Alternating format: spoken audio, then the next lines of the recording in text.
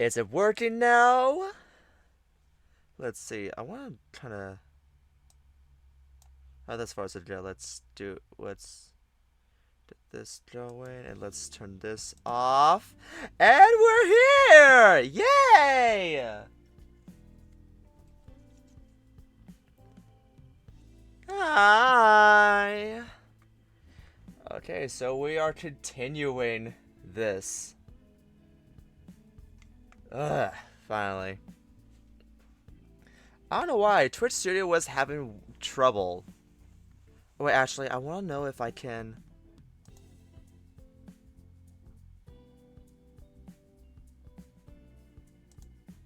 Okay, so I used Twitch Studio to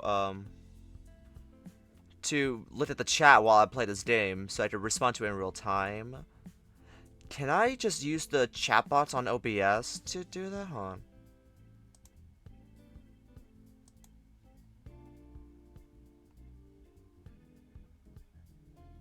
Oh yeah, true. Your art's still great, dude. So let's see. Where can I?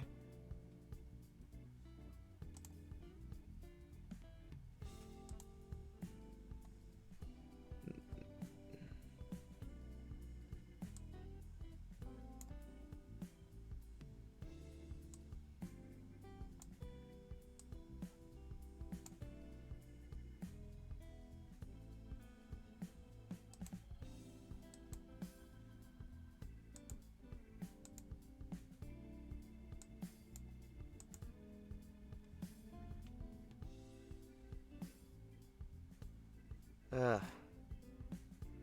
Can I take the interacting part out? Let's see.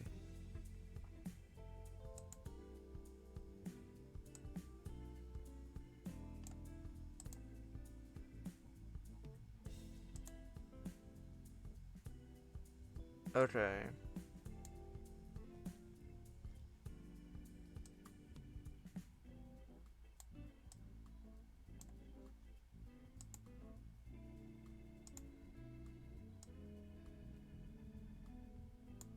Let's see. Let me test something on.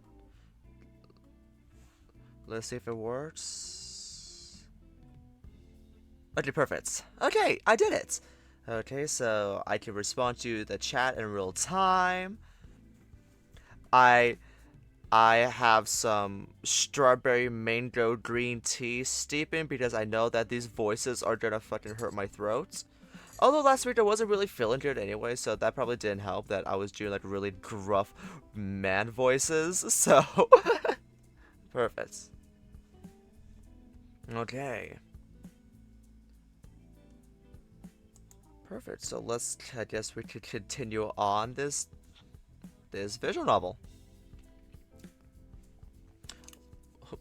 Last we left off, we were overthrown by our second in command.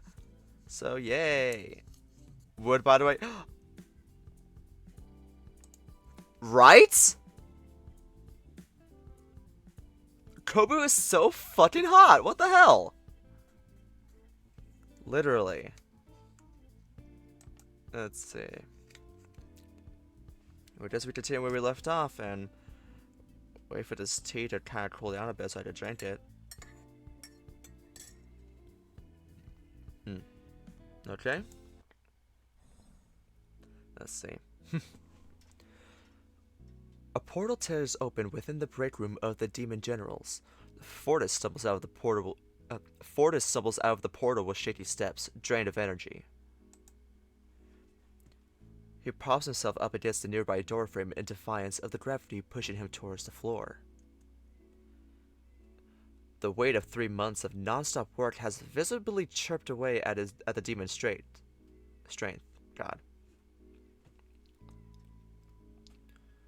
Fortis steadies himself. Get! He slaps himself. It! He slaps himself again. Together! Oof, my voice is not good right now. Come on, if you're down, the staff won't work. Gotta keep the energy up. Just get your coffee and get onto the torture floor. After setting himself up, he briskly enters the pantry. The dust lingering in the air chokes Fortis. The pantry is hardly used these days, to say the least. Fortis walks over to the countertop, picking up his red mug. His other fellow general allies' cups have remained untouched ever since Vendrate's coup. He bends down to get the instant coffee from the lower cabinet, but notices a translucent hand sticking out the side. It's one of a mare's extra appendages. Wait, if he's hiding in here, that means he shouldn't be here.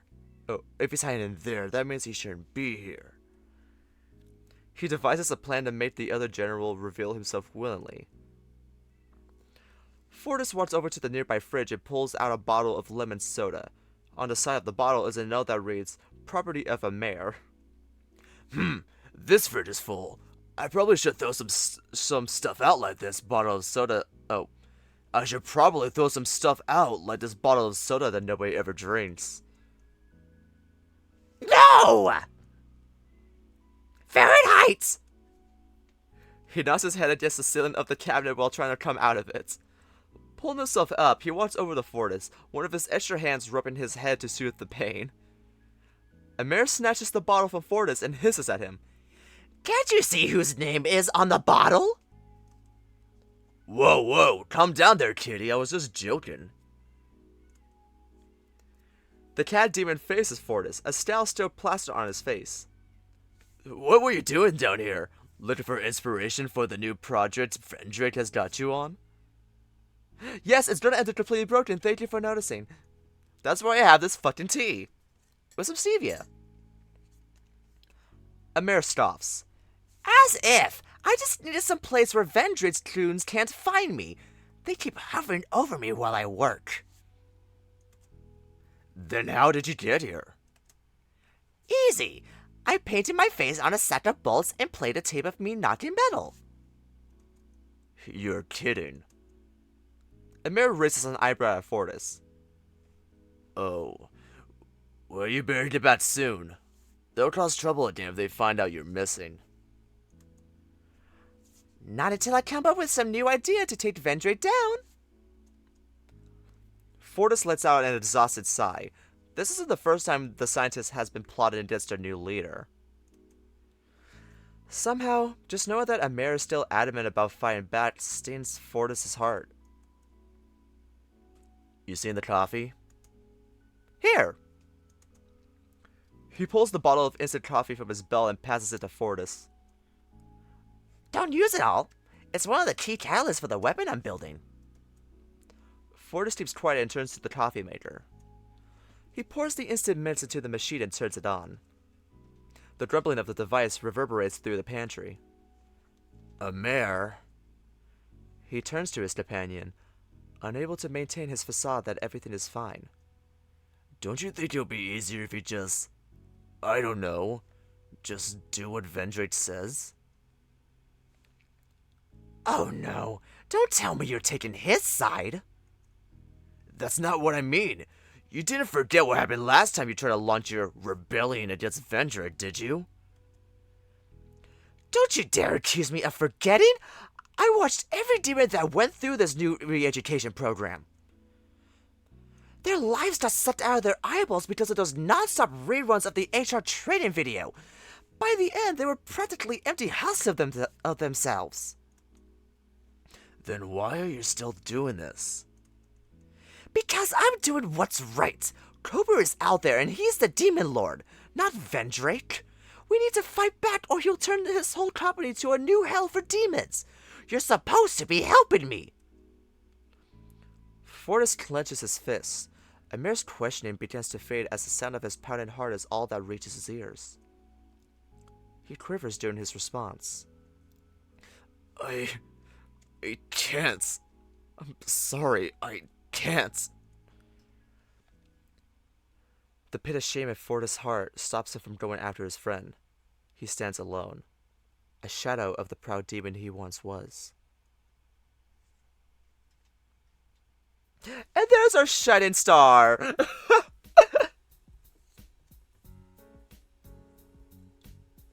Okay. Has it been 5 minutes? Can I drink this now? Okay. I'm gonna take a sip of this.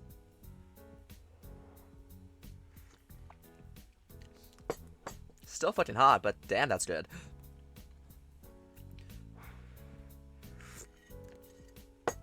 Oh, that could be just a stevia taking most of the flavor profile.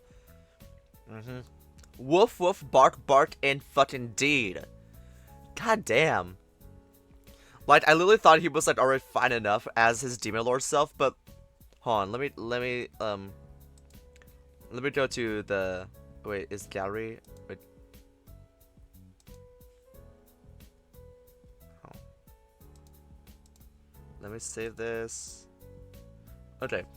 I'm gonna go to the unless they show it, I'm gonna go to the gallery at the end and show like the demon lord self. Like his both versions are so fine. Oh my god.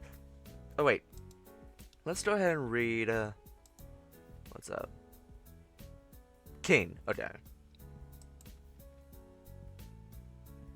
Wait a minute, I read this one in the last stream. Why is it saying it's new? Okay. Well, that's weird. Anyway, let's continue. Today you have the evening shift, the prime quiet time when the working masses are already on their way home after a long day of work. There are usually less customers around this time, so you sit behind the counter with your phone out to watch some videos absent-mindedly. This time you heard on a series of videos about people going around visiting haunted houses. They even show scenes of them supposedly getting haunted by spirits and demons. Maybe he has new stuff? I don't know, like if I remember, let's see, Kane's my friend, I'm forever indebted to him for helping me rebuild my life after the event. He's sweet, has a talent for cooking, cares a whole lot, he's arguably the nicest, so I met him. Even after I found my own place, he's so sweet. Yeah, no, that's the same shit I read last stream, I remember it. Yeah. So yeah, Kane basically found him when he was teleported to Earth. So that's cool. I don't think Kane knows that he's a demon, so let's see. You can't help but cackle every time they overreact to something happening in the house, if there's actually anything happening at all. Man, how do you watch those videos and laugh every time? They're hilarious. Look at this one where he thinks it's been possessed and is now stewing his butt all over the floor. No thanks. I gotta head out for a bit and deal with something at the bank. You mind watching the store while I'm gone? You can count on me. You salute King playfully. He smiles and heads out the store. Enough time passes by for you to watch a few more. Din don bin bon. Oh, a customer. You flip your phone face down and stand ready behind the cash register. Welcome to Sunny Fruits, the family market. The customer struts into the shop with a cool confidence that instantly draws you to him. His golden fur appears lighter than air as it sways with every step he takes. You gulp as he approaches the counter. Hello. He gives you a look of amusement one would give to a pet that has done something silly. Hi. You feel your left hand instinctively raising to wave at him, but you grab it with your other hand to stop yourself. Can I help you? Why, I hope so. I'm looking for someone very important. He looks at the array of candy bars on the countertop with a furrowed brow, as though fascinated by something so foreign. Okay. I'm looking for a demon lord. Your smile shatters and you feel your veins turn icy cold. He notices your reaction and smiles. Hello, Lord Kubo. You look heavier than what you were in your photo. Shit!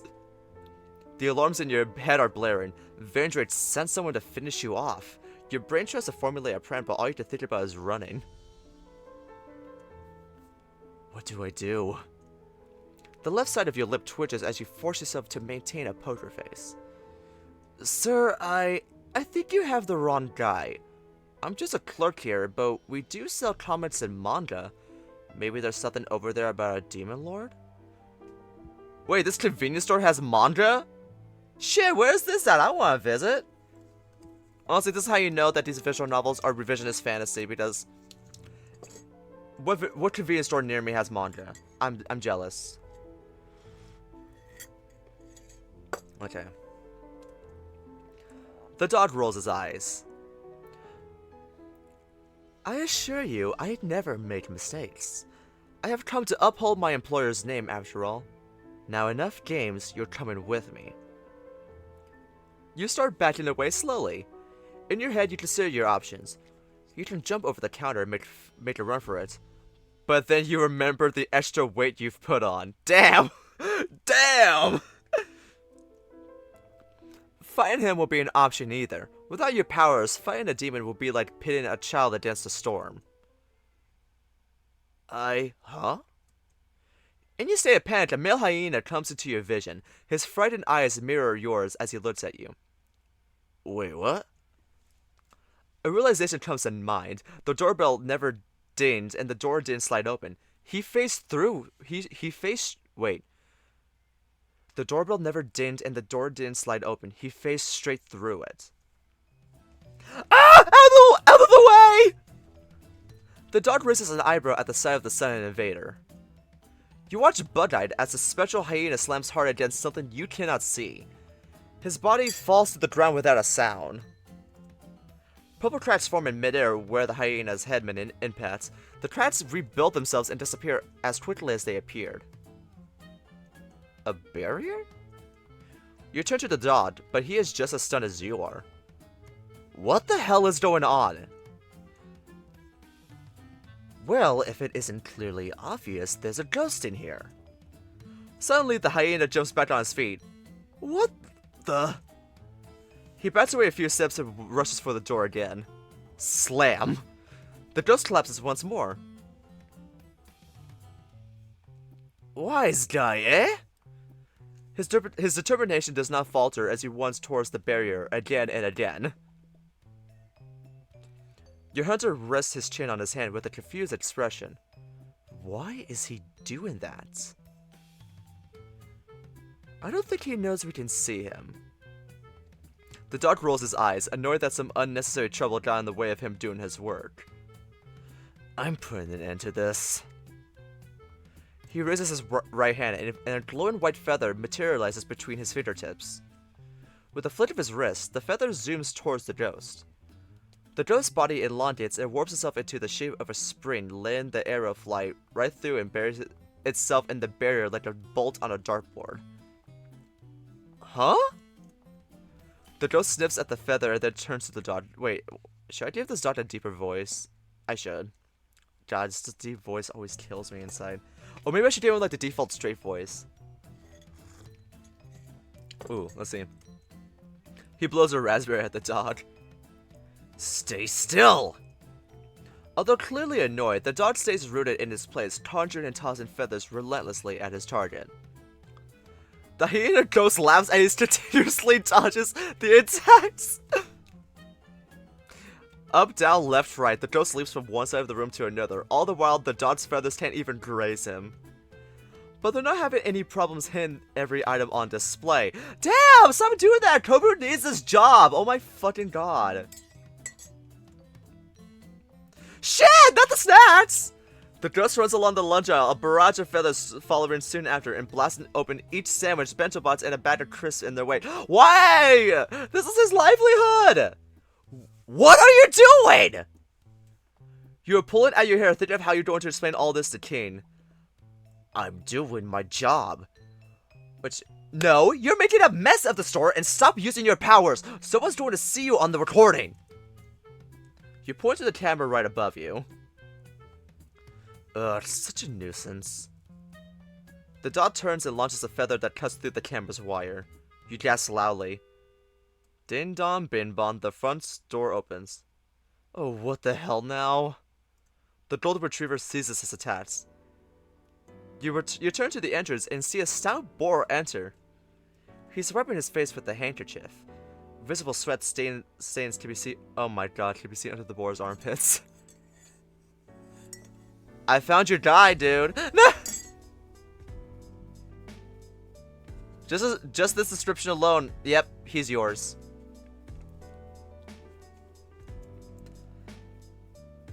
Phew, some weather we're having, huh? Welcome to Ghostly Fruits. I mean, Sunny Fruits. Sir, please, it's not safe. There's a ghost here. You? The ghost stops sleeping about and points at the boar. He grabs a bento box and throws it at him. Look out! He turns swiftly and catches the flying bento with his bandaged hand. Damn! Whoa, you break it, you buy it.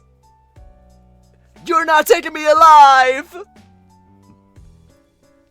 But you're not alive. The ghost grabs as many items as he can and chucks them at the boar. His throws are inconsistent, picking up some items and phasing through others at random. A batch of flour flies past your head and explodes its contents behind you. Everyone stay back, I can take him. What? Kid, leave it to the professional. Excuse me? The dog's face contorts into a confused frown. Hey, shopkeeper, catch! The boar tosses the bento box at you and pulls out an empty jar with the label honey on it. He runs forward, dodging flying food stuffs until he's closed half the distance with the ghost.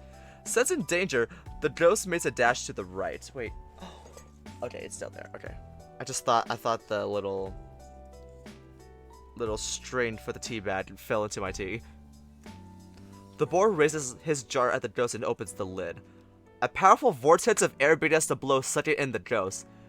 No! No! No, please! No! His screams are muted the moment he is sucked into the jar. Gotcha. The boar seals the jar and turns to look into your dazed eyes. And that's one successful exorcism. You stand dumbfounded by the state of the store. Train certainly never covered how to handle customers this nuts.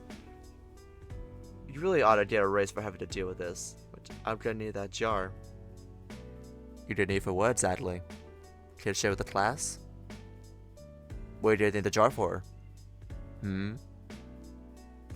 Anyway. Your heart is thumping fast and is overwhelmed by the torrential waves of fear, dread, and anger. You stomp angrily out of the counter and point at the boar. Hey, you! Me? Yes, you! And you too! You turn to the dog who's watching the scene with a cold, annoyed glare. Look at all this mess! You throw your hands in the direction of all the mess and wildly flare your arms in disbelief by what has happened. Someone needs to pay for all of this, so which of you is it? You point accusingly at the boar, then the dog. Relax, shopkeep. I was just doing my job. It took me weeks to set up this trap. Trap? You mean you planned this whole thing? You're the whole reason I'm in this mess in the first place. I mean, technically. But you know what they say, you can't make an omelet without breaking a few eggs. You scowl at the pig. Okay, here, maybe this will make... He reaches for something in his pants pocket and pulls out a fist of glimmering black dust. What? He tosses the dust onto you and the dog. What in the world? The dog takes a step back and shakes his head vigorously. The moment the dust hits, your vision blurs and you feel drowsy for a second before you regain your senses.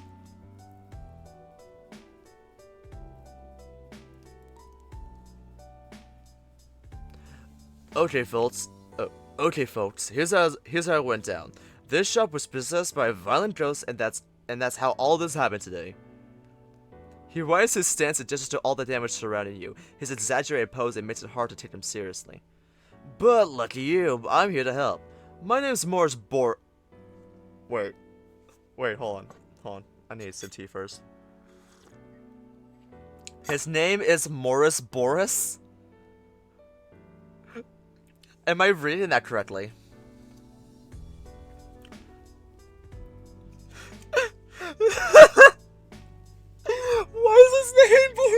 Why is his name Morris Boris?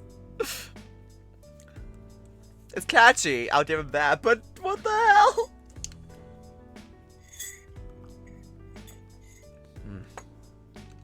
Anyway, let's see. Okay. But, lucky you, I'm here to help. My name's Morris Boris, professional exorcist. Here's my card. He pulls out 2 business cards, hand them to you and the dog. Now, for a reasonable fee, I'd be happy to oh, wait, whoa. Whoa, that was just autoplayed for some reason. Hand it to you, Dot. Now, for a reasonable fee, I'd be happy to come back here and help you.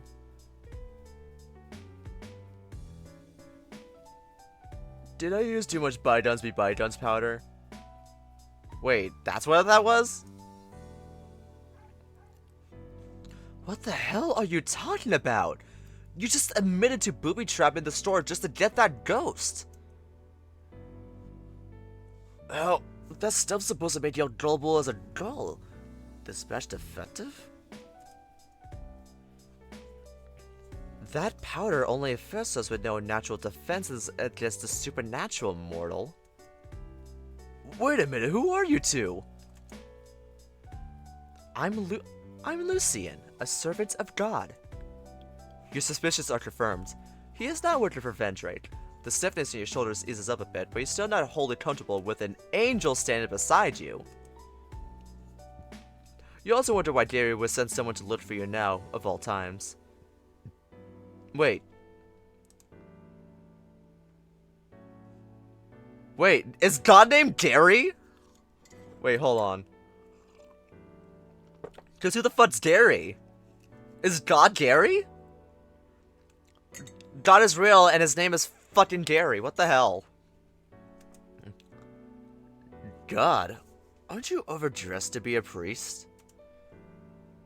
Think higher than that, Bacon. Okay. Gary the snail-ass god. Meow, meow, meow, meow, meow. Meow. Okay.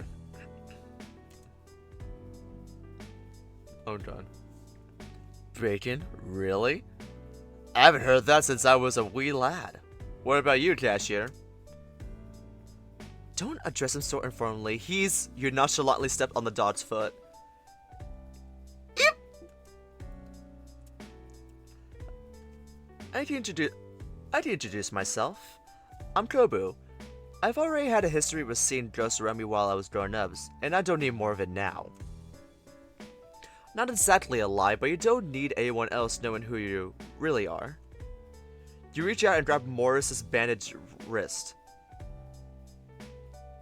Now come with me, I need to make a report and you're going to pay for the damages in the store. He pulls his arms free with more force than you anticipated. Whoa! Listen, I can pay, but I gotta turn in this little fella first. He pulls out the honey jar. Through the semi-transparent glass, you see the ghostly hyena, now shrunken to the size of an eraser. He is beaten against the glass. Don't let him take me! I don't want to be eaten! Eaten? Don't listen to him. The boar shakes the jar a few times, causing the ghost to scream. These ghosts will say anything to escape. I'm not making it up! He's gonna send me to the giant who will eat me! Ahem? I'm afraid that isn't going to happen, Bacon. That ghost is coming with me. The hell he is!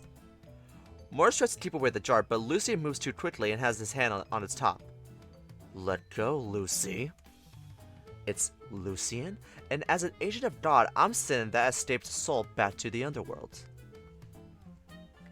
Are you mad? This is my bounty. Keep your dirty hands off of it. No, you let go. Mortals shouldn't be tampering with these sorts of things. Low growls ripple from both sides. Their eyes are locked into one another with an uneasy ferocity. The fur on your back suddenly stands on end. You sense some kind of familiar energy radiating from Mortis's bandaged hand. I don't want to go! Help! I'm not tasty! Your head hurts a little from all the information coming in. The angel, the exorcist, now this ghost. The unending sense of doubt paralyzes you from moving. Meanwhile, a tug of war for the ghost in the jar breaks out in front of you. The jar is pulled from one side to another, but neither of them holds the advantage. Let go! You're going to break the jar with your sausage fingers. These sausage fingers will be going up your nose if you don't let it go. This is getting nowhere. Someone help me! I just want to live! Your eyes widen and your hand reaches out for the jar, seemingly acting on its own. What are you doing? Kobu, I can handle this on my own. I am not letting anyone walk out of here with that jar. Not until someone pays for all the damages. Filled with newfound determination, you join the struggle for the jar. Each of you pull in one direction. The jar now stays locked in the middle without budging to any side. Just stay out of this. I said I'll pay you later. Nuh-uh. It's up front or it's the police with you. Okay! I'm gonna join the fight for the jar. Stop trying to fuck the ghost. Oh my god.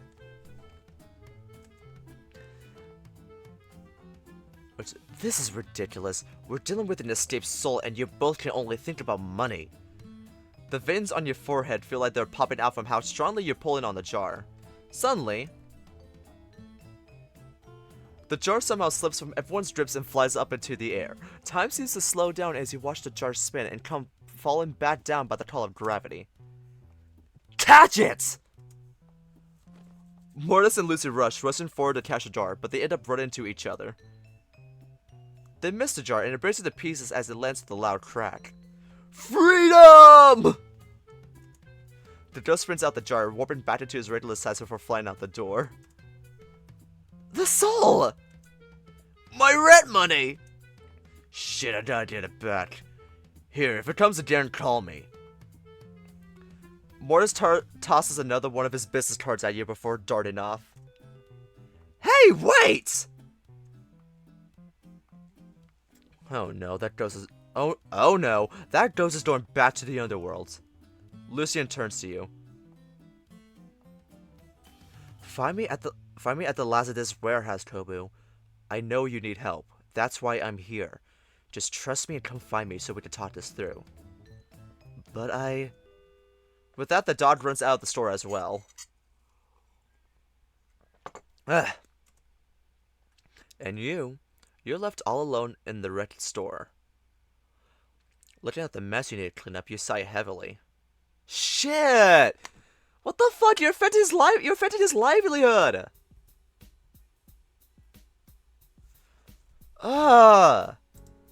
Dick.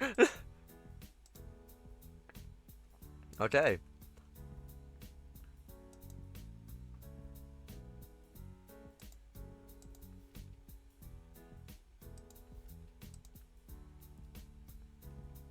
By actually cleaning, right?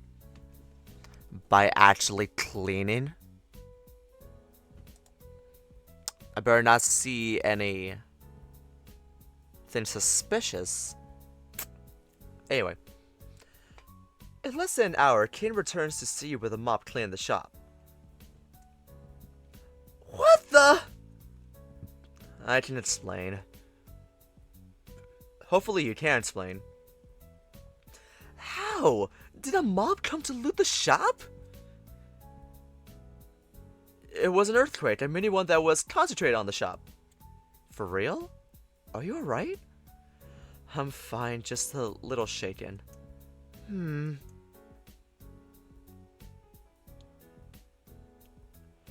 Well, HQ should probably just be glad the whole store didn't come down in the case, but they'll probably want the store recorded as proof of what happened. Come on, let's make sure our assets are secured. Right. You both walk to the back of the counter. There's a small television tucked right under the cash register that's connected to the in-store cameras. Cam pulls out the remote control for the recording. You remember what time the earthquake happened? It was somewhere around the time you left the store. Alright. He presses the back button and the recording rewinds until it's the scene of the angel entering the store. You watch with bated breath for the upcoming moment. In the recording, you're both talking. Then you both turn to the one side of the shop. Lucy then appears to be throwing his hands wildly in the air while the items on the shelves are knocked over. Well, you're handling it better than the customer. You laugh nervously. Yeah. At that point where the exorcist appears, the video recorded stops. There's nothing else left on here. Which I think the camera wires were chewed out by some pests. The earthquake must have been the last straw. The alpaca turns to the camera above him, then back to you. He looks at you with the same calm look he gave you the first time he found you eaten out of the convenience store trash can a year ago. Pest ate through the wire, huh? Guess there isn't much to eat in the trash anymore. He knows something is up. You almost want to tell him the truth, but doing so will only drag him into your own suffering. Yep!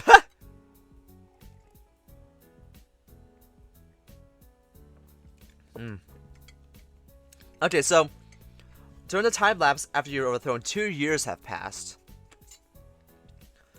But now he's saying like he met with him a year ago, so he was like homeless for a whole year?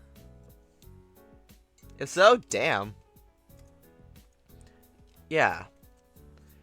King takes a deep breath and nods. I'll check the tail in the back room and make a report then. Finally, we have an excuse to replace that ancient camera. Are you okay to clean up on your own? I'll be fine, don't worry. Sweet. I'll help you out with restocking the place when I'm done.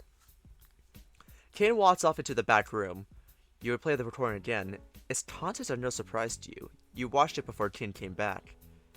It was a gamble hoping that King would just accept the story as is. You can only hope HQ does the same.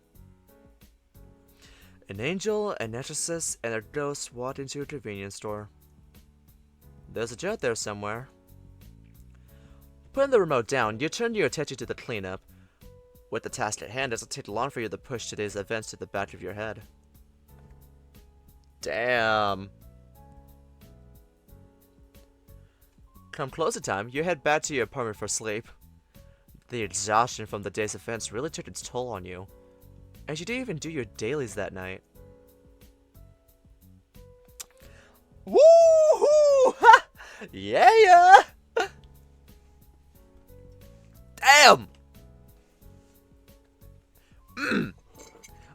This is some good shit.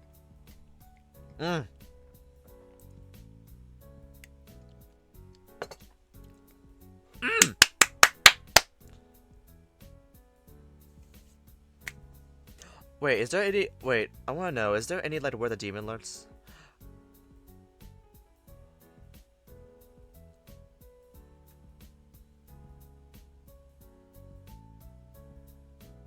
Sorry, I just got a text. I'm offended right now. Hold on. Wow. Someone forgot my birth year. Let's see. Is there any merch for this game? I want to learn. I want to see.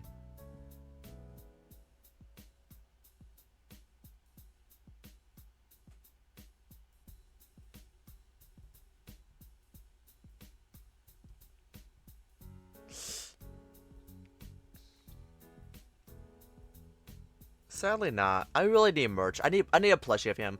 Where's Paw Print?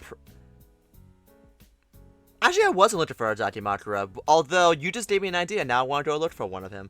But I'm trying to see if Paw Print Press has like a plushie of him, so I can have him. Let's see. Oh, let's go ahead and read an update.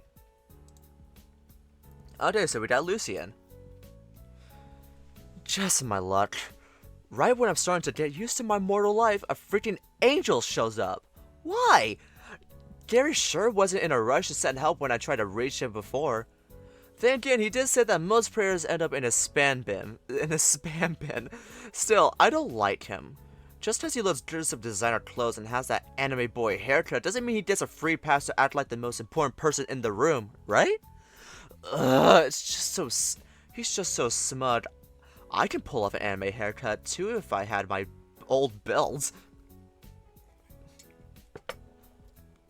Okay, so God is named Gary, and he has talked to God before. Okay, that's so funny. Okay, oh wait, so give you like a quick backstory how the quick like world building backstory how this place works. So demons have a job of like torturing people, and they also have like creative ideas to promote the underworld to the mortal realm by giving people nightmares about it. So that kind of like, you know, explains why priests back then think about hell a lot. And now we're doing more. World building that every prayer someone makes to God is literally an email. And now it ends up in a spam bin, and that makes a lot of sense. Oh yeah, no, I love his boss. It's the fucking Kiwi. But come sunrise, you awaken with a message from King.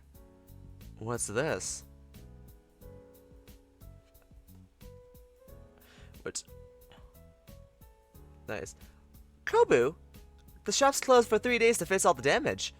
Want to come to my place and do Divine Destiny 14 all night?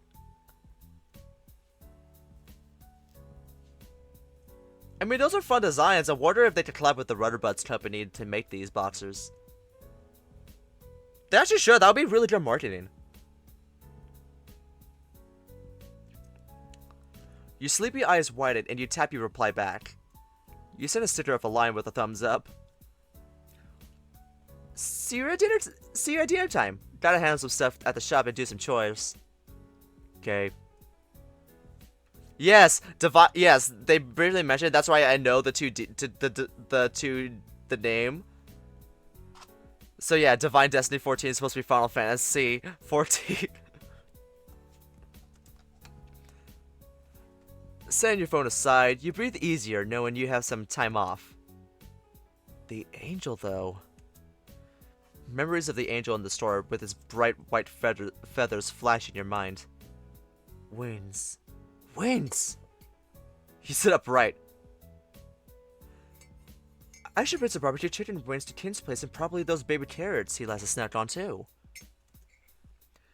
As you drop a list of materials to buy at the supermarket, you get up and survey your sleeping area. The place could use a cleanup before I do anything else.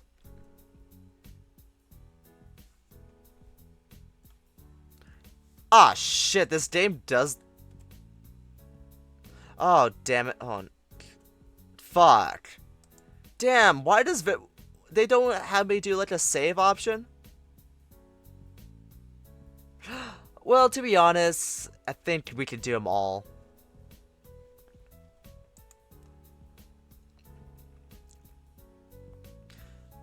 Better put the mattress and pillows away. Gotta make way for breakfast. You fold your blankets haphazardly into the shape of a rectangle. Close enough. Tossing the blankets onto the sofa, you grab the pillows and throw them on the top of the blanket. A heavy yawn escapes your lips as you bend over to grab the bottom of the mattress. You flip the mattress up and lean it against a wall. Oh, good.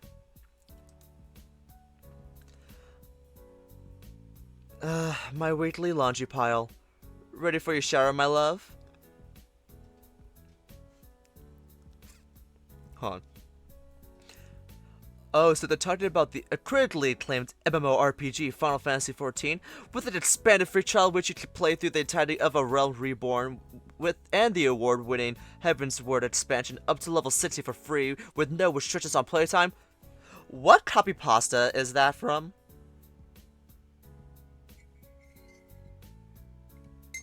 Wait, hold on.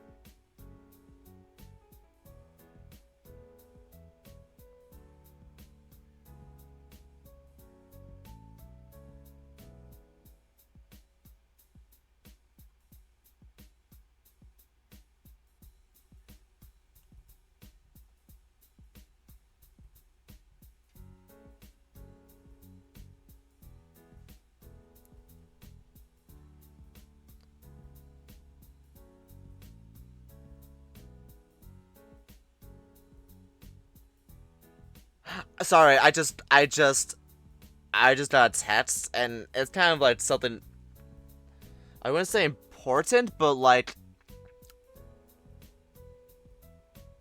Oh. Personal life stuff.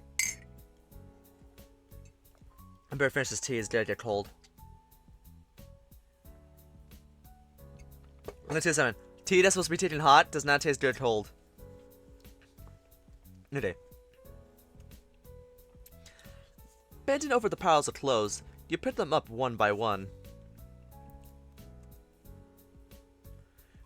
You pull out a blue t-shirt with a picture of a white minotaur on it. Minotaur Hotel? Is that a reference? Oh, this is ripe. What did I do to you? I'm just gonna slide past this.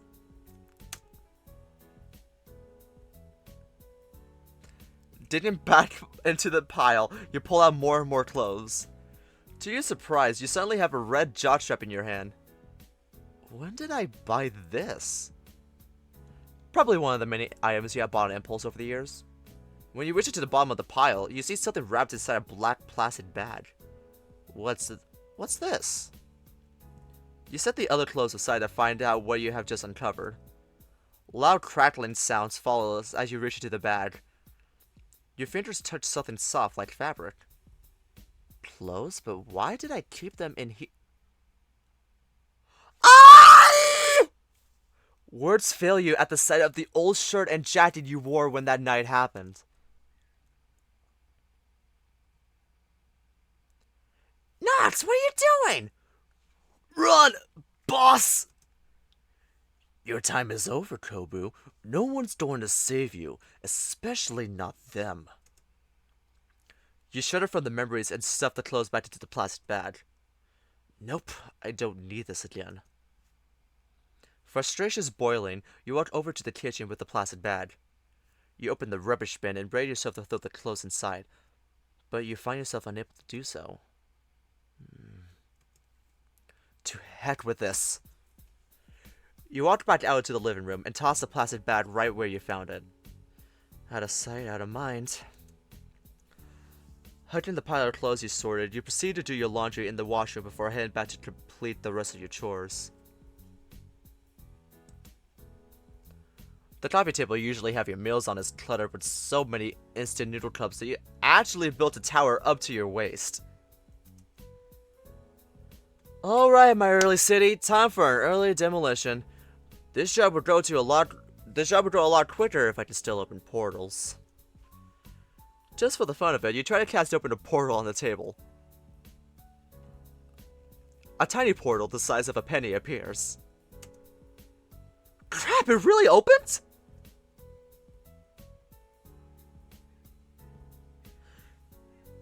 You bend over the table to see how your portal is working.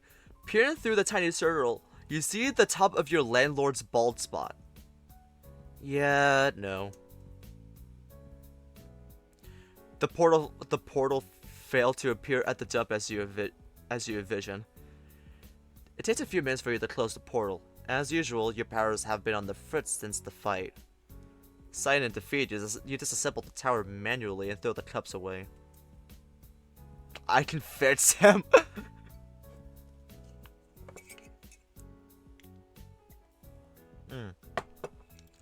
You take a quick shower and change into your Sunday best. A simple clean t-shirt and shorts before heading out.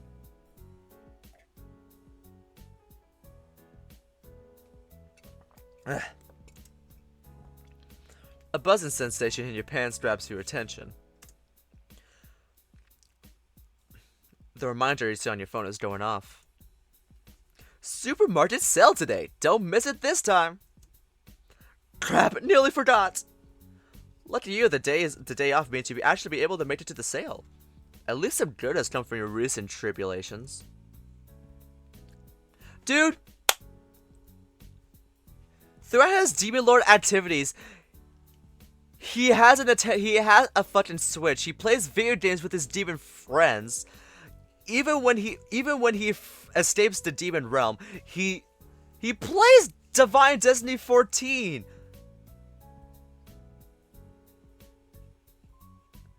Of fucking course he's a nerd. He eats instant ramen. Like, what the fuck? Is it not obvious? Let's see.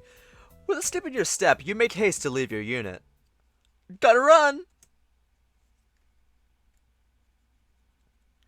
You begin your brisk walk to the supermarket. Clear blue skies and the gentle rays of the morning sun caress your face, welcoming you to the new day. You continue to browse your phone while you walk. Page after page of the latest anime news flood your feed with the occasional intermittent ad thrown in between. Your mind is blank while your legs are on autopilot, the news just serving as a distraction while your body recounts the familiar route to your destination. You can practically get there with your eyes closed at this point. A habit you'd quickly regret when... There you are. You snap out of it and your legs stumble to a halt. Huh? Peering past your phone, you meet the exasperated gaze of yesterday's angel. Lucy? It's Lucian? Also, Lord Kubo, where have you been? I waited for you the whole night and you were a no-show. Whoa, what's with all this Lord stuff? I don't know what you're talking about. The angel crosses his arms and glares at you. Really? You still put it on that farce after what happened yesterday? You roll your eyes at him and toss your hands up in the air in a half-hearted act of surrender. Fine. I'm the ex-demon lord. There, your scavenger hunt is done. You can go home and claim your prize. He follows beside you. I'm not getting my promotion from just finding you. I need to fix the underworld. Your pace hastens as you are nearing your destination. Look. You turn to Lucian and point accusingly at him. I have nothing to do with the underworld anymore. That part of my life is long gone. Go talk to the fat ass that's running the place now. Vendrake is the problem. He's causing a bigger rift between the underworld and up above, not to mention the number of escaped souls have skyrocketed. If things keep up this way, it will mean hell for everyone, figuratively and literally. Somehow, hearing the angel's complaints is giving you deja vu about being back in the office with Mandrake. A sensation you find most unpleasant. Not my problem. Right now, I have more important things to deal with. What could be more important than the fates of both our companies? I would escape too if I went to hell and Kubo wasn't there. Crap, I'm too late. Huh? A crowd has surrounded the front of the supermarket. Even while standing on tiptoes, the entrance is barely visible. Damn it, I was really bent on there being less people on a weekday. What am I looking at? It's sales day. The supermarket has discounts on almost everything in stock, but that's not why people come here. The biggest prizes are these rare and limited extra discount stickers that are only given to a handful of customers by one of the staff. I forgot to get my hands on one of those extra discount stickers. Discounts? Discounts? The angel palms himself and gives you a disparaging scowl. Oh, they're letting us in. Well, see ya, Lucy. What? Wait, come back! Before you can finish, you already emerged with a sea of customers funneling into the store. Ooh, let's go ahead and read the new thing. Oh wait, it's probably locations. I hate Lucian? Wait, why? Wait, why? I don't think he's done it. Wait, why do you hate him? What's there to hate? Wait, but wait, he just wants what's best for the underworld and heaven. Wait, what the fuck? Wait, why do you hate him? Is it because he's a twink?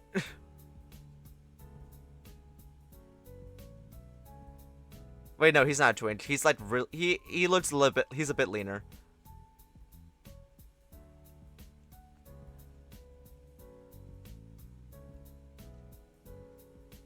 I think in Lucian's perspective, He's a literal demon lord. Is like to tear something as mortally trivial as money probably doesn't make sense in this size because they're both immortal beings. So I don't think he quite grasps what Kubo is going through and what he's been through. So I say it's just like an act of ignorance in his part.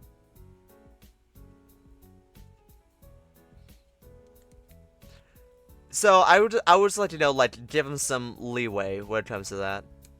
Anyway, up above, let's see.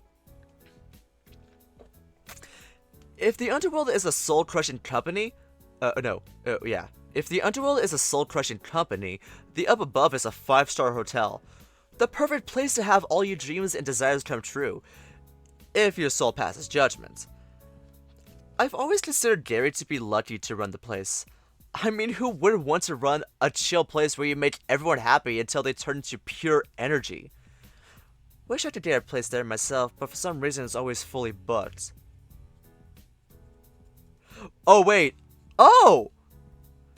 Okay, so that last line, it's actually possible for, like, demons to get residence there. They just have to be lucky. Okay, so... Okay, I love how heaven and... how up above in the underworld are on good terms with each other. Okay, let me go ahead and save. Oh fuck! Why'd I do that? Anyway. Okay. I don't know why, but I need a hug from him biblically. It's just hitting me right now. I made the wait. Or to hide this. The nerd shirt with the fucking Carter shorts.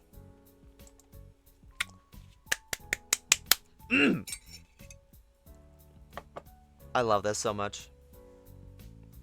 Anyway. Inside, the place is packed with hundreds of people bumping and elbowing one another in the limited space to get from behind the counters to the aisles. You scan the area for any signs of staff giving out the discount stickers. The discount stickers?! Spotting a small crowd circling around something in the vegetable aisle, you head over there. Your hunch is right. A young staff member is holding out a discount sticker in one hand. That's right, everyone! I got the last sticker here, and my boss let me decide on how to give it away. So if you think you're the most charming person here, come on up. The most charming? Okay, Kubo, you better fucking riz him up! The crowd erupts with cheers as they try to grab the staff's attention. No, wait, it's me! Not wanting to be outdone, you push through the center of the circle. Hi there! So you think you're the most charming person in the store? Damn right I am! You flash her your— oh wait, it's a woman. I can't do a female voice. Damn. You flash her your best smile while she looks at you from top to bottom. The staff pulls a sticker from another bundle and sticks it onto your chest. Past sell-by date, your jaw drops. Damn! She turns back to the crowd. Anyone else want to give it a try? I'm looking for the most charming person to get this. She holds out the discount sticker up in the air. Thank you. A golden furry hand reaches out and snatches the sticker from the staff's hand. Hey, you can't do that. Lucian steps through the crowd. You see the staff's cheeks turn rosy red, transfixed upon the angel's face. Thank you, mortal. Your services will be needed further. He speaks to her in a very matter-of-factly tone. Oh, it's no big deal. I'm just doing my job. She is practically beaming at him with the kind of smile someone gives as though they have just been told they were the most important and most alluring person in the world.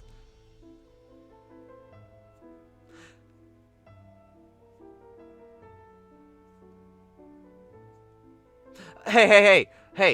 Can you at least give Lucian this one W? Because I'm pretty sure he's going to give the discount sticker to the Toby anyway. And plus, the staff member was kind of, como se dice, a bitch. So, like, she could have just said no. She could have just said no to him. She did not need to just stick a past sell-by date sticker onto Kobu. Like, what kind of asshole does that?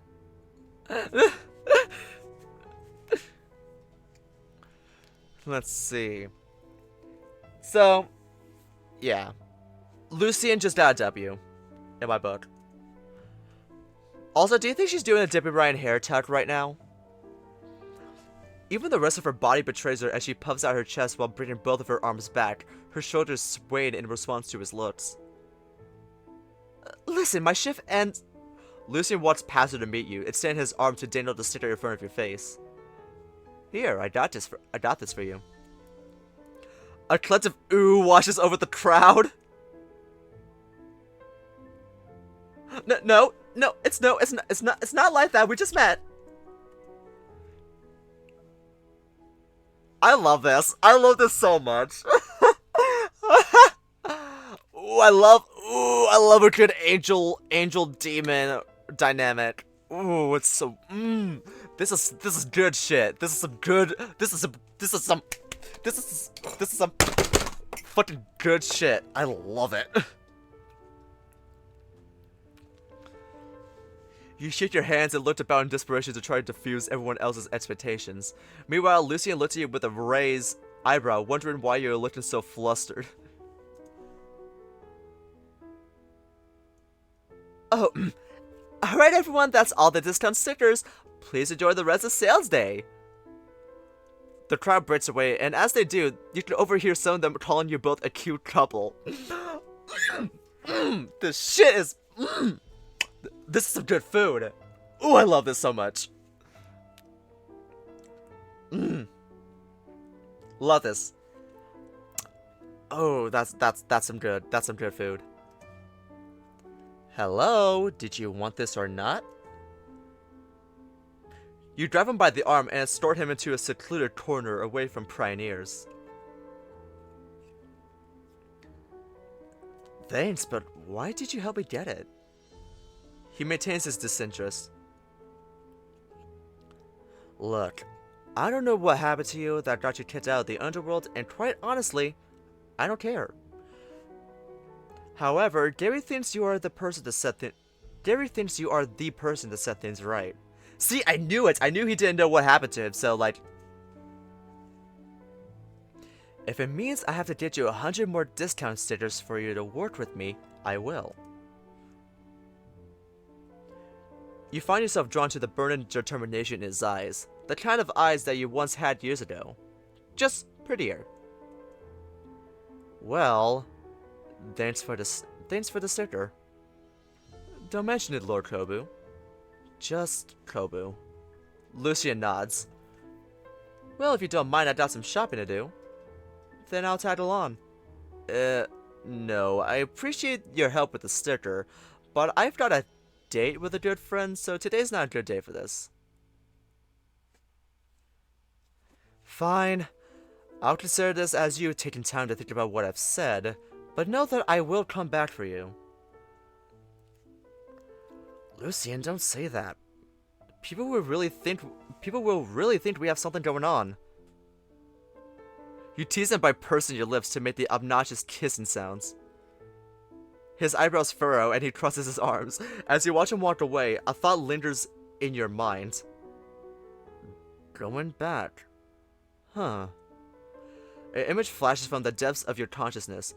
A memory of you walking the dark roads to this town. You grip your chest as a familiar sting stabs your heart. What am I doing? I gotta get this done and get ready to go to Kin's place. Turn your attention back to the task at hand. You banish the memory back to the recesses of your mind. After completing your shopping, you return home to pack your clothes and everything else you want to bring over for tonight. To pass the time till evening comes, you binge watch a new drama show on your laptop.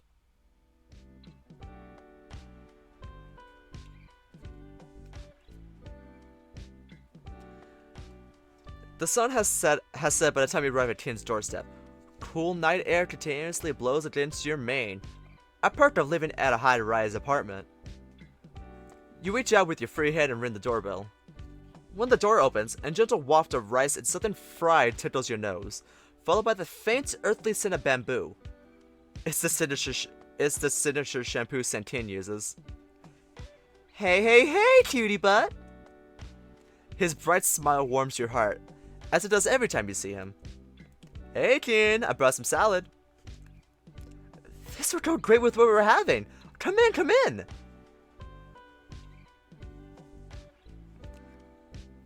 Warm white lights greet you on the inside. As he leads you from the walkways to the living room, you take note of your surroundings. Pictures of Kin and his parents line the beige wall above the sofa. From across the sofa, the TV is hooked up to Kin's laptop. On the screen, you see videos paused on the opening of the new anime series you both just recently started watching. He has always told you that any anime or movie is better on the big screen. You also see a single coffee table in the middle of the living room, probably where you guys will be eating tonight. While I get the food, you just make yourself at home, okay? Wait, let me help. Plus, I got to use your microwave too, if that's okay. Ooh. Not this time, bud. I've already made a fresh batch of fried chicken wings for you. What? How do you know? Because that's what you always bring for yourself when you come over. Come on, it's my treat. You can save whatever you got for when you get home. Perceptive as usual. Thanks. Kin heads for the kitchen to prepare food. In the meantime, you sit on the floor and browse through your phone. A few minutes later, Kin returns with 2 bowls of rice, a plate stacked high up with chicken wings, the bowl for the salad you brought along, and an assortment of tofu dishes you've never seen before. Damn, Kin! You lick your lips hungrily while staring at the feast before you. Let's dig in! Don't mind if I do! You plunge your hands into the stack of chicken wings and practically guzzle down wing after wing in a matter of moments. On the other end of the table, Kin carefully cuts up a piece of the tofu with his chopstick and takes his time with his meal. As you gobble down your food, you feel your friend's gaze rest upon you. Something on your mind? Kin shakes his head. Oh, nothing. I'm just happy you enjoy my cooking. You swallow your last bite. Of course I do. I don't know anyone else who cooks as good as you. You should open up your own restaurant. You think so? Kin's eyes practically light up from your compliment. I don't know. You grab another chicken wing, but let it dangle from your hand. Come on, you're good at this. What's stopping you? Well, my parents are one thing. They still insist I use that degree of mine. Besides, what I like is watching people enjoy my food. I think some people pay for others to watch them eat, you know. What? No way! Yeah, you'd be surprised what you can find online. You grab a few more wings. Oh, right, you mind if I continue the show on the TV while we eat?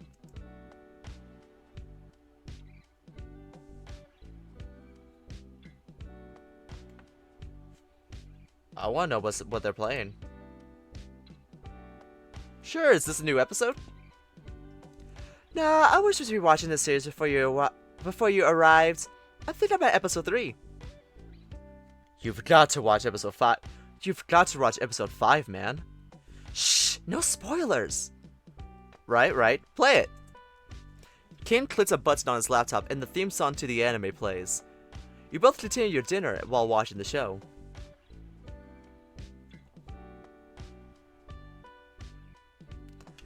After dinner and the 5th episode of the show, the tables have been pushed to the side and Kin's rested his head against your shoulder.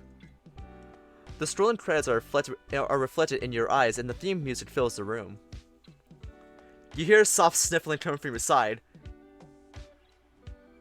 Kin is rubbing his eyes before standing up and throwing his hands at the TV.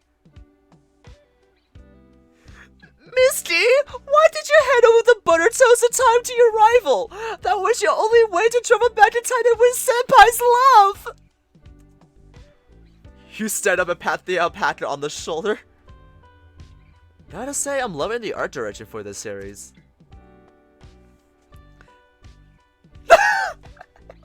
I can't get over the. What is this anime about? The butter toast of time? Wait. This sounds like something I would write down if I was like really fucking high. Okay. Kin wipes his eyes once more and recomposes himself. He turns to you, smiling. I know, right? The heroine is fabulous. I just adore that uniform they give her. I'll admit, I wasn't 100% on board with her redesign. You and the hundreds of so-called fans of the visual novel online. But I think it's growing on me. The studio did a great job, especially that run into school toast scene. Ah, I'm going to be late for school. He playfully swings his arms back and forth to reenact the scene he just described. You play along and softly nudge your stomach at its cane. Here comes the legendary truck! Oh no! He does a twirl and poses as though he's been rendered unconscious. My dreams to be with my beloved senpai are forever dashed! No, I mustn't give up for senpai! Senpai! What is this? They're such fucking nerds. I can't. You both cross arms to form the edge that Misty does in the show. Senpai! Embarrassment and joy color your cheeks red, yet something about this moment just feels right. The two of you break your pose and laugh loudly with each other. You think they'll ever let Misty be with Senpai? They have to, she's the main character. Plus, she suffered so much traveling back in time to get her Senpai's attention. She deserves it. I'm going to us-stir while Purchase not rising. I'm ready for that.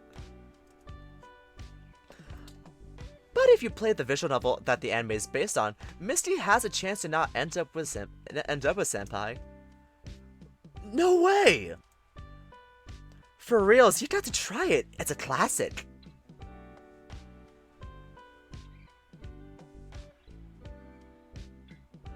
Alright, looks like we should probably clean up.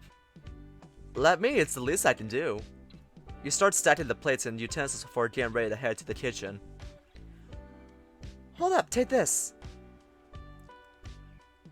He walks over to you and holds up a yellow piece of paper the size of a name card. Unknown symbols are written on it in black and red ink. A charm? Yeah, it's a spare, but I forgot to give it to you when you came in. Ken slips the charm into your left pocket. Whoa, what are you touching? More importantly, why do I need a charm just to do the dishes? Ken sighs. Because... Okay, this might sound crazy, but ever since the night with the sword thing, I felt a presence in my apartment. You raise an eyebrow at the alpaca. It started after work, like there was something following me until I got home. Even then, there's a stiffness in my shoulders and I keep feeling uneasy, like I'm being watched. Plus, last night I saw my controller floating in mid-air when I came out to get something to drink. Ken's whole body trembles and he looks from side to side as though anticipating someone hiding behind him and listening in on his conversation. Despite what Ken says, you don't see any supernatural presence around him.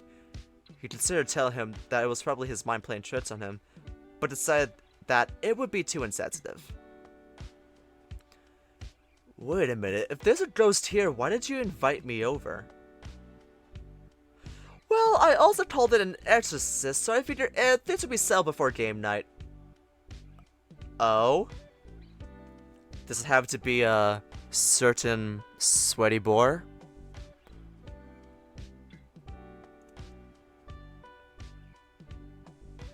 The guy should have already been and gone by now.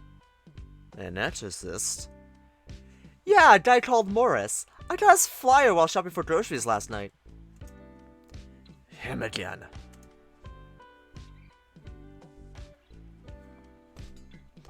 Hang on, let me clean this all up. And I think you really need to reconsider before you hire this guy. You walk towards the kitchen.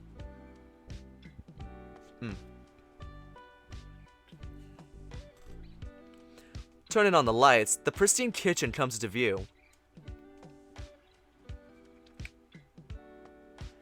Ken remains in the living room, and as the distance between you and your friend grows, you raise your voice. I mean, what do you even know about this exorcist? It could be a scam. Reaching the sink, you place all the crockery and utensils into it before letting the water run. You grab the dishwasher soap and store a healthy amount all over the dishes. For all we know, this guy is just going to rob you blind when you aren't looking. Plate after plate, you scrub and rinse before drying them. Ken? Do you hear me? Ken? Ken enters the kitchen. Kobu?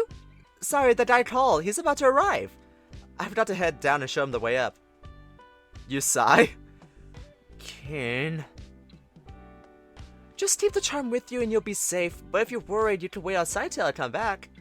Alright, I'll see you when you get back. You turn your attention back to the dishes and continue cleaning. The sound of the front door being shut echoes through the living room as Ken heads downstairs.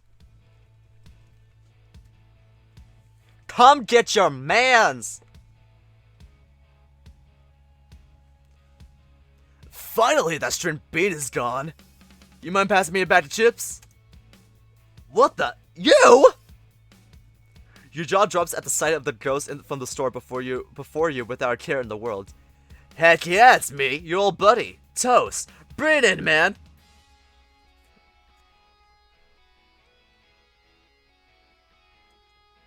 He tries to hug you, but ends up partially phasing through you, a cold tingle running down your spine as he does so.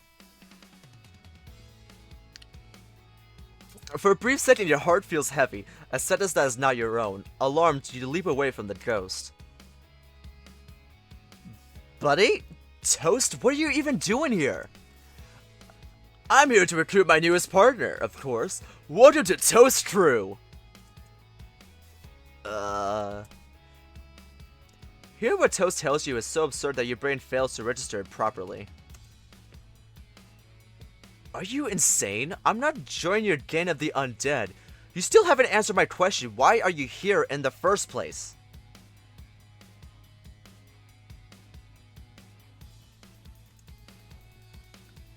Watch the tone, Tubby. It was freaking hard tracking you down with your funky scent. Wait, funky scent? What does he mean by that? Then why did you end up following Ken if you were after me? 'Cause it got lost! He lets out a hearty laugh. The look of blissful ignorance as he declares his laws on direction is both admirable and alarming. Look, you can't stay here. Ken's bringing the exorcist from before, and if he sees you, he won't hesitate to capture you again. Ha! Good work, buddy! See, you're born to be part of my crew. We'll take over heaven in no time. The ghost is talking about up above. What? I'm not joining your crew. Just forget about me and move on. No can do. You saved my life before and I always repay my debts. That's the Toast way. Then repay it now by leaving. Don't bother Ken anymore. My life ain't that cheap, but fine. I'll hit you up later then. I'll be waiting for you behind that store of yours. No, you can go anywhere except around me. What don't you understand? Toast laughs loudly. Don't be so shy, buddy. This goes to show you got a leader that looks out for his underlings. No, let me just take something for the road. He reaches for a pack of chips behind you and manages to lift it close to his chest when it fizzes out of his hands and falls. Whoops. He bends down to grab the bag, but it keeps slipping through his fingers. Again, and again, and again. Stupid bag, get in my hands! You don't have hands!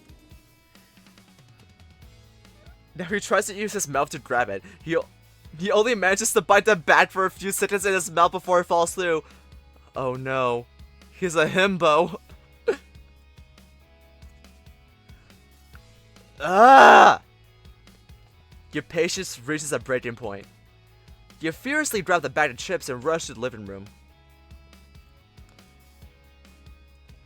Immediately you chuck the bag to the balcony floor. My chips! The ghost bolts for the chips and leaps off the balcony after it. Or rather, he floats after it. What the hell is this? I love this so much.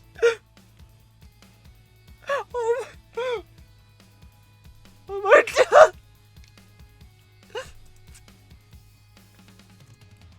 You already feel a headache coming on, but the night is not over yet. Now for the next troublemaker.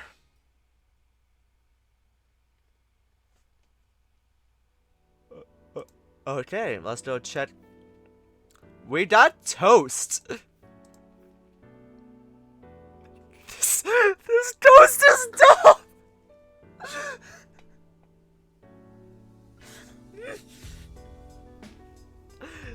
I love that that's all we got from him. I can't get over that. Oh my god, let's go ahead and save real quick. Nice. Okay, let's do this. Kubo! Mr. Morris is here! Just Morris is fine. Makes me feel old when people call me Mr. Oh! He finally notices you leering at him from across the room. Hi. Mr. Morris, this is my friend I told you about. Nice to meet you. The boar extends his hand out to greet yours. You cautiously return his handshake. Looks like he's pretending that he has never met you before. He then turns back to King. Pretty nice place you got. I can see why a ghost would want to hang around here. Oh no, Oh no, isn't my fault that I tried to ear spirits? My parents always told me to take my charm to work, but I never did. Tina is practically shaken from where he is standing. No, it isn't. We don't know why ghosts do what they do entirely, but that's where I come in to help you get your home back. Thank goodness. What do we do? Well, for now, I need you to wait back to the elevator while your friend and I here set up the exorcism ritual. Me? Yes, you. You're the last one in this place. The ghost might have left some nasty curse on you. Or worse, maybe you're possessed. I am not possessed. That's what a possessed person would say. Hang on, Kubo, we'll save you. King? Relax, people. We'll be sure with the ritual. So, mind leaving it to us? King nods. Good luck, Kubo. Please don't be possessed. He leaves the apartment. What exactly are you planning here? I know bloody well I am not possessed. Oh, I know that. I just figured it'd be best if we had some privacy. Wouldn't want your boyfriend hearing us, right? He is not my boyfriend, just my manager. Cool, now give it to me straight. Is there anything here? Nope, I checked. I believe you. Didn't smell any spirits when I was on my way up here. He searches the living room while glances from side to side, perhaps curious about Ken's belongings. You keep your eyes on him, unsure if he will pull another trick like back in the store. Then let me show you the door. Hold it, Buster. We're not done yet. We still need to exercise the whole unit. What? I knew it. You're just running a... I knew it. You're just running a scam. It was way too big of a confidence that Ken found you. Oh, it was way too big of a coincidence that Ken found you. You point accusingly at the boar.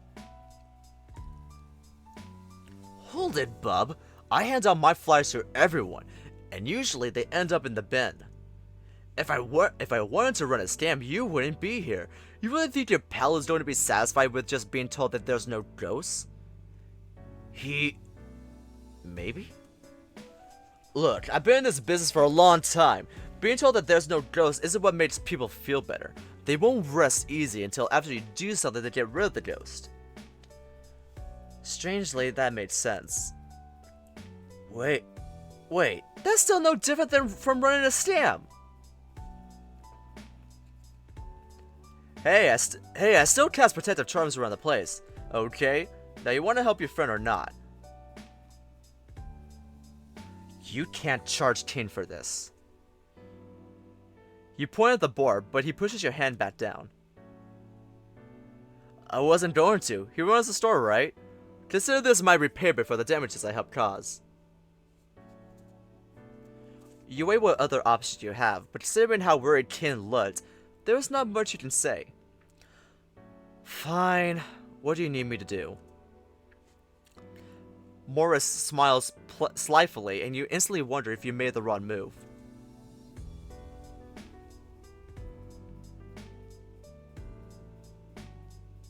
Why is there an apple on his head? Are you gonna shoot an arrow at him? Let's see. After a few minutes of preparations, Morris calls Tin back in. The alpaca looks at you in shock when he finds you sitting in the middle of the living room with a random rock in one hand, an anime figurine in another, an apple on your head, and a yellow paper charm in your mouth. Why are you making a Touhou reference?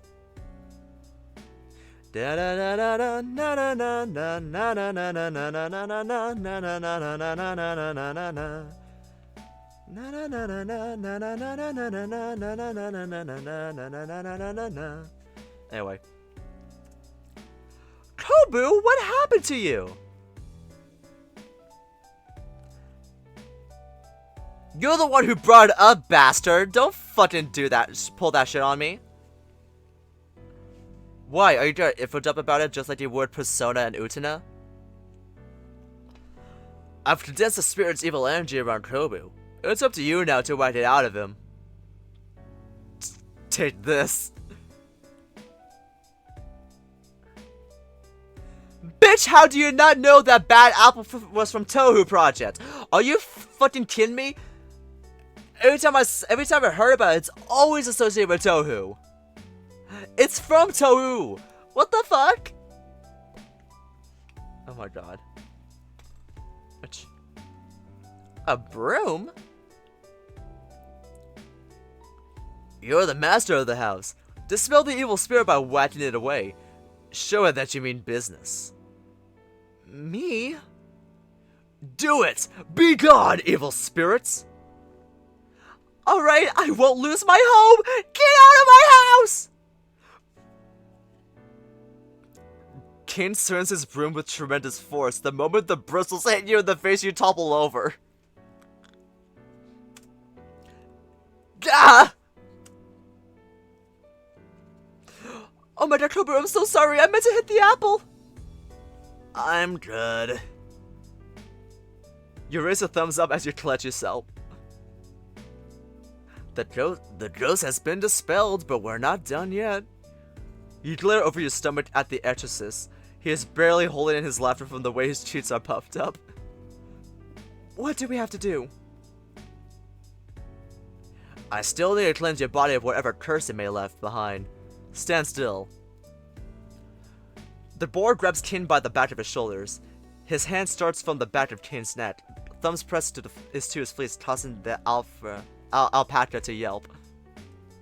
Slowly, Morris's hands move to Tin's shoulders, and he squeezes them with enough force that makes Tin's face contort into an expression of pure bliss. Then he faints.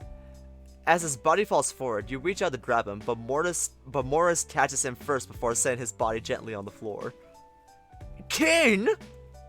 Relax, I just hit the part of his body that's tearing all of his tension. Usually they don't faint like that unless they're bottling a lot of it. Kin's eyes flutter open. You smile slightly upon seeing that your friend is okay. What happened? The exorcism took a lot out of you. How are you feeling? Ken brings his shoulder blades close to his neck and spins his arms around. I feel so much lighter.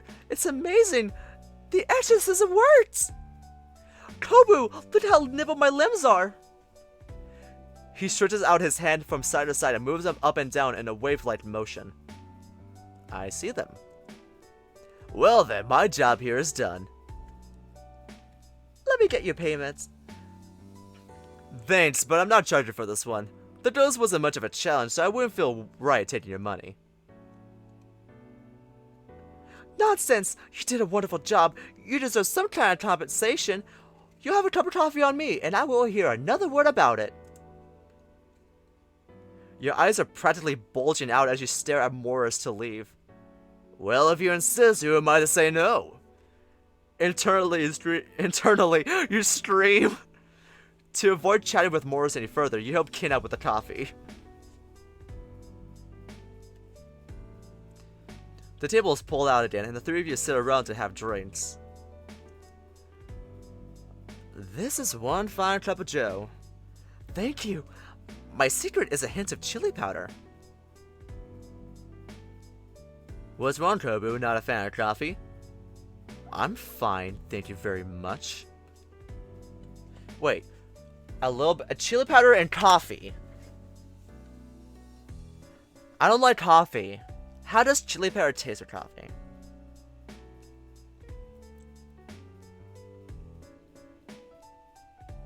Wait, that could be a fun video idea. Like, making foods from furry visual novels. Hey, that's a really... Yeah, that is a good video idea to think of it. Let's see. I just gotta ask. How do you make a living if you give away your services like that? I get by.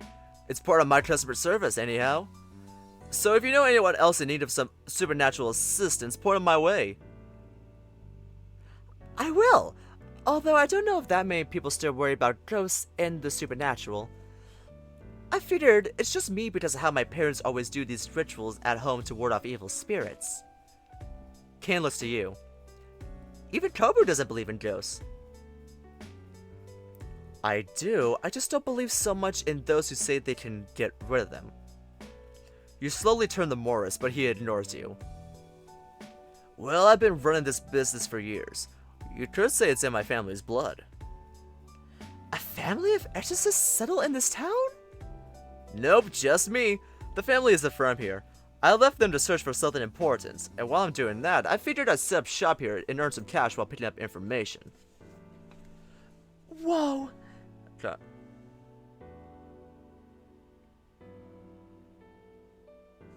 Whoa! An exorcist in search of a valuable treasure! That's the perfect premise for an anime, but why here of all places? Morris drinks from his cup before answering. This town, contrary to how it looks, is teeming with ghosts and the unknown. Don't let people fool you. As ordinary as they may look, many like me mingle with these dark forces on a regular basis. Silence falls upon the room before Morris erupts into laughter. Relax, relax. That's why I'm around to help out with this kind of thing. Kim puts a hand to his chest and breathes a sigh of relief. Would you like a refill? Looks like you're done with your cup. Thanks, but no. I really should be heading back. He stands up and makes his way to the door. You and Kin follow behind. Oh wait, let me pack you something for the road.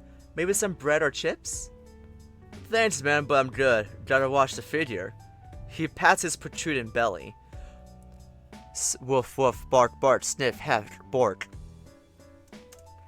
Kin walks ahead and opens the door for him. Thank you again for all the help. My pleasure. Take care now. You too, Kobu. Ghost Stories as visual novel. With a lot less racism, might I add.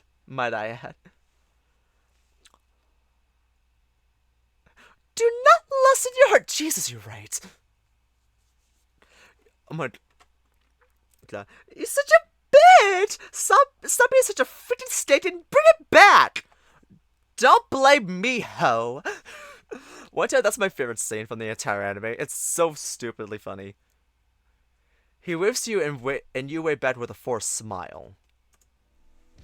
Phew, what a night. I'll say, my face is still sore from the exorcism. Man, I don't have any energy left. Not even enough for a round of Divine Destiny 14 dailies? Heck no, let's go dailies. Dibs on the healer roll. A round of dailies turns into several hours of grinding for materials.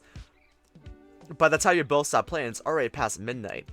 Ken can no longer resist the night's tempting lullaby. His eyelids struggle to remain open.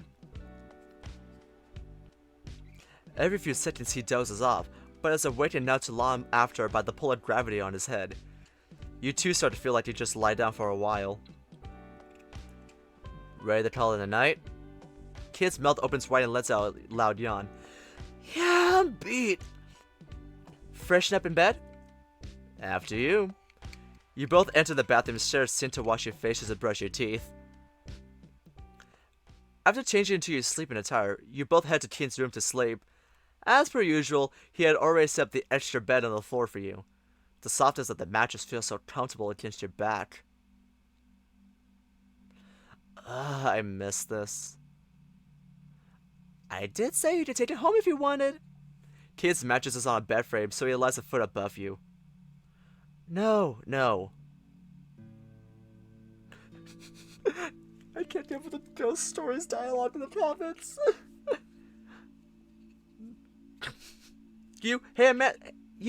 I'm Master. Hey, talking, me too. No, this is yours and it belongs here. I like no one I can lie on this mattress whenever I'm here. Kin stays silent. You watch the ceiling, but all you see is darkness. The whir and sound of Kin's air conditioner serenades your thoughts. So much has happened today. Bumping into the angel, the ghost, and the exorcist again. You question if it was all just a coincidence. Clutching the fur on the left side of your chest, you remind yourself that despite your appearance, you are a demon. When did I start believing in coincidences?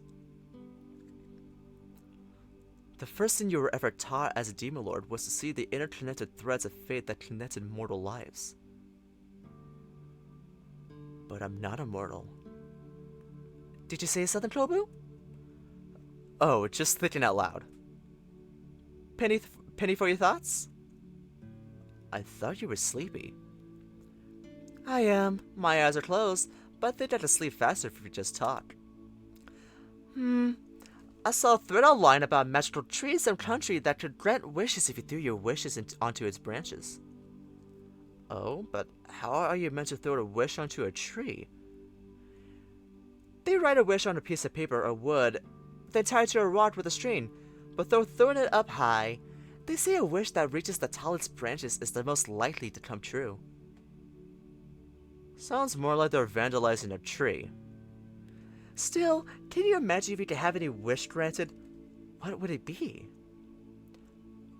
Other than more wishes? I don't know. What about you? I wish that I had my own successful cafe. You raise an eyebrow, curious to know why your friend would want that. That way I can spend time exploring new recipes. And I have a place all my friends and family can visit and enjoy my food. So you want to cook? Maybe, if my parents let me. I'm too afraid to tell them that. I think you'd be a great chef. Thanks. And what about you? Figured out your wish? I wish I knew what I should wish for. Don't worry, you'll find out soon. Then maybe we could travel to that tree one day. I like that. You both remain quiet for a while. Hey, Kubo? Thanks for being there with me today. Anytime, buddy. Anytime. You close your eyes as slowly you drift off to sleep. Okay, so I think this should be the end of the stream. Okay, so that was entirely chapter 1. Okay. Let's go ahead and save this. Well, first let's read Morris Boris. Let's see what it says. So this Silvertongue Pity is an exorcist, huh? A crooked one at that, if how he acted in the shop is any... A crooked one at that, if he... Ugh, fuck, I can't read. A crooked one at that, if how he acted in the shop is any indicator of how he conducts his work. Not that I blame him. Exorcists are a dying breed ever since Paul legislated strict restrictions on demonic influences here on Earth. If he were able to find out what I really am, I doubt he'd just let me leave town. Oh, I think that's why the other one... Oh, I think that's why the other one said that I haven't read yet. I saved, and then I read it, and then I quit. So it didn't save what I've read. Okay. So, that should be the end of Chapter 2. End of this stream. But first, let's go check the gallery. So that's him in his demon form.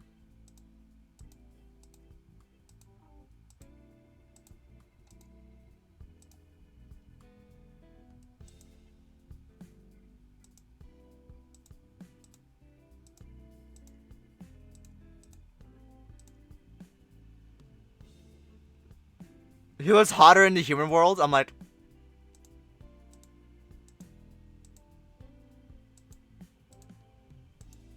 Yeah, okay, so I love the little detail on the sprite.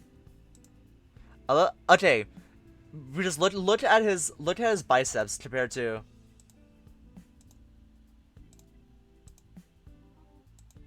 He has grown a bit, like a tiny bit wider in figure.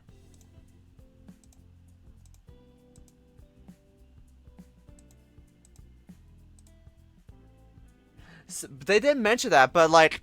I never expected, like, you know, them to follow through with the sprites, because usually visual novels don't really update sprites based on appearance. So let's see. There's Lucian.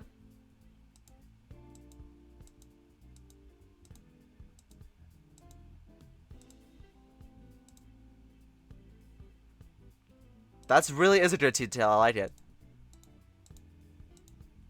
Oh yeah, like okay, so I knew Lucian was an angel because in the last stream, he literally shows up with a halo tail. Wait, what the fuck? His tail wags! Oh my god, his tail fucking wags!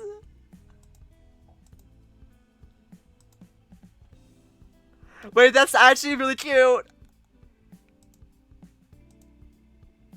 Okay, now let's check Toast.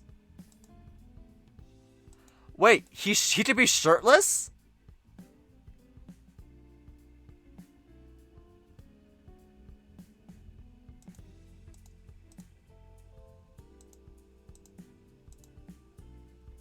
And then there's Morris Boris.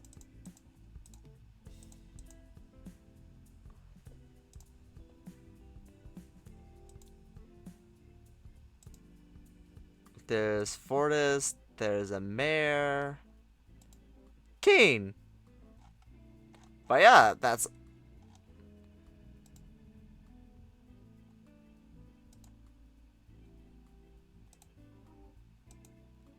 I just made the frog nude. I don't know how to feel anymore. Anyway. All I got 2 CGs. Okay, so there is routes. There is routes in this game. It looks like right now Morris was worked on the most, other than Lucian. But I wonder, since the whole main focus of this game is to get your Demon Lord become the Demon Lord again, and overthrow Vendrake, how do the routes play into this?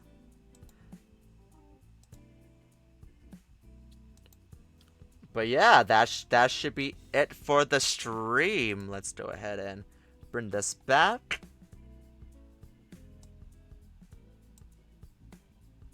Perfect. Okay, so...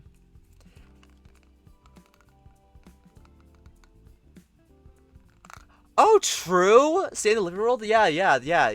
That actually does sound pretty reasonable. Okay, so I've been streaming for 2 hours, for like about 2 hours now. That's cool. Anyway, I believe that should be it for the stream. Thank you for joining. I will be uploading the VOD pretty soon. Don't know when, and I don't know if I'm gonna stream later this week. I'm probably gonna be too busy baking and going to my hometown. Bye bye!